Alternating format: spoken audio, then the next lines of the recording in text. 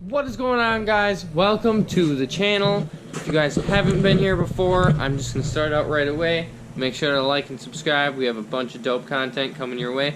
If you are back for another video, I know I only have a couple out there, but if you're back for another video, welcome back, and let's jump right into it.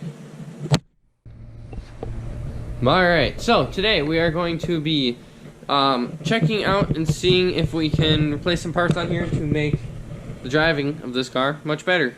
I got some lowering springs we'll put in a different video, but for now we are going to try and see if we can fix the massive shaking at full throttle, and as we're getting into boost, the steering wheel and the whole car just shakes very badly. With it being a Subaru, I'm going to assume that it's the CV axles that are probably worn out / junk. This one has about 89,000 miles on the chassis.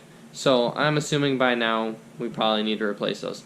So I got the box right behind me. These are just OEM replacements. These aren't any high power, 1,000 horsepower rated axles. These are just basically OEM, maybe OEM plus replacement axles, just to get us through. We're not pushing any crazy power with this. We're not even pushing 300 horsepower with this, which right now is perfectly fine with me.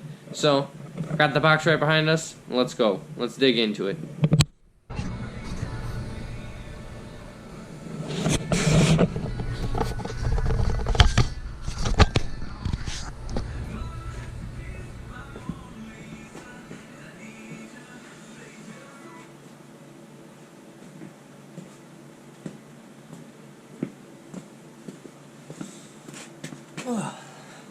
Alright, start by taking the wheel off, whatever size your lug nuts might be.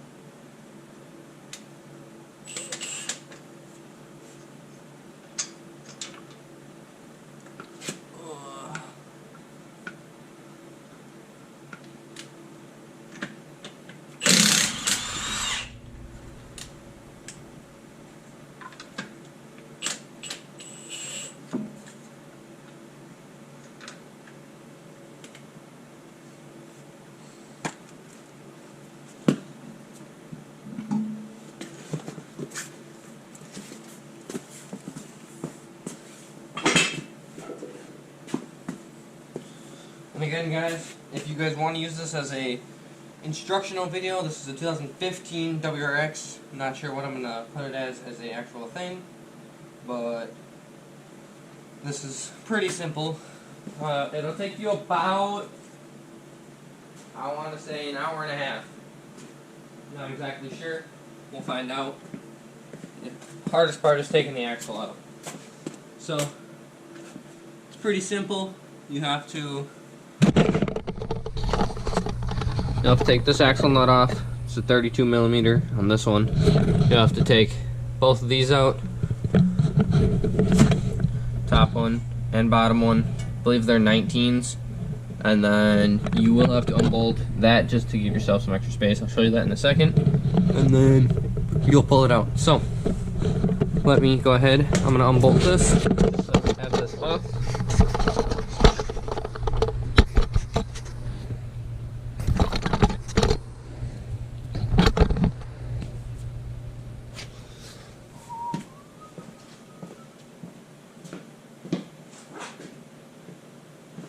Again, guys, I am doing this because I have shaking while I accelerate and going into boost, and I'm going on a road trip soon, so I want to make sure I get it all fixed before I go on the road trip, because it was kind of annoying to deal with, and it was constant shaking. So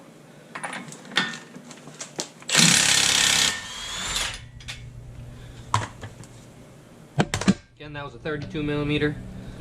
That'll sit like that for right now. You'll pound that out in a little bit, and then make sure you get a silver Sharpie or a different color, or paint these a certain color and then use black. But what you're going to need to do, let me get the thing in here, and I'm actually going to mark this side. Last time I marked the other side. I just want to make sure I'm perfectly good on it. So this top one is a cam bolt. As you can see, I'll show you what it looks like in a second, but it's got a bunch of different teeth and everything. So what you're going to do is you're going to mark the physical knuckle along with this. This one's silver, so I'm going to have to use a black on the other side.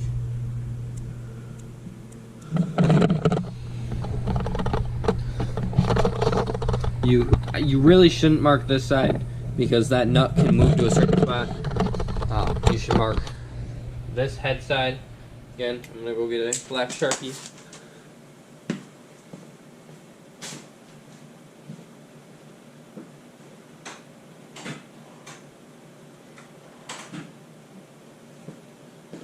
And again, it's only the top one that really matters. It's a cam bolt. I'll show you what the cam bolt looks in a second.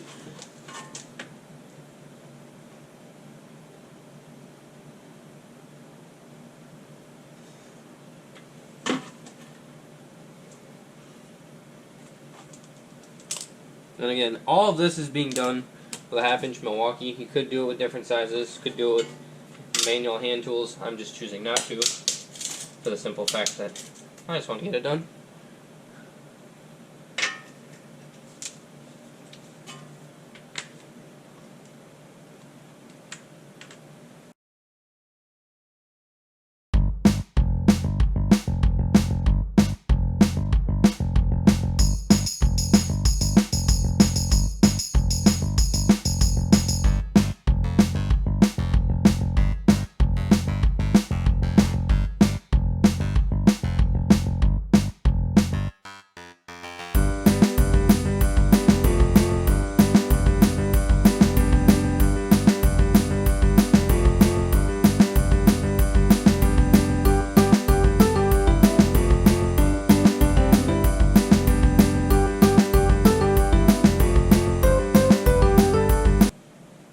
So, as you can see, I might flip the camera around just so I can see, but there's a groove right here, or I don't know what you want to call that, but as I rotate it, I'm going to come here. See this?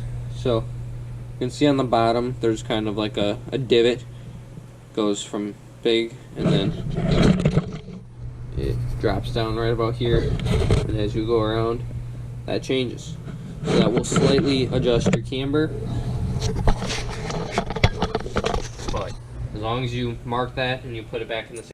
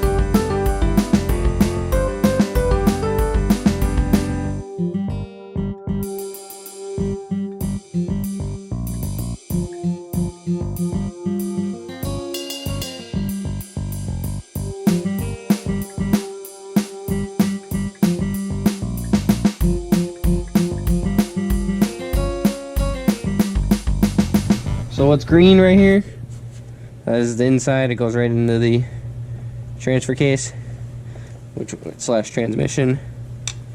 You want to try and pry right up here on this bolt. There's a bolt right here, same as on the other side. It's going to give you the best chance of really having leverage.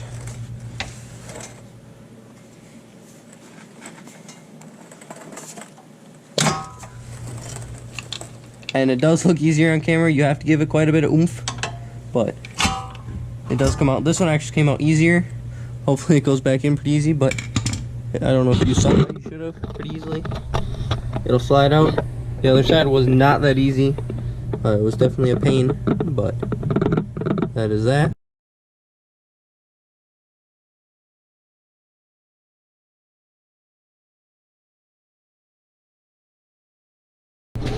This is my, obviously the one we just took out.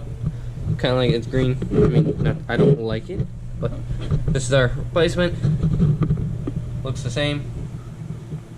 Compare, it does look the same, which it does actually look a little bit different, so I'll have to make sure that that works out. But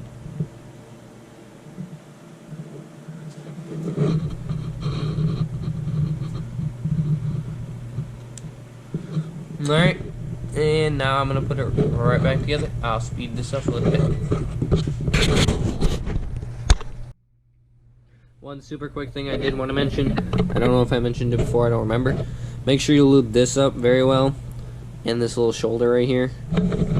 I'll get on close and you can see there's a lip.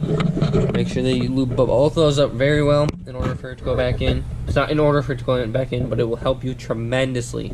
And if you see this, you can kind of see down here, it's way low.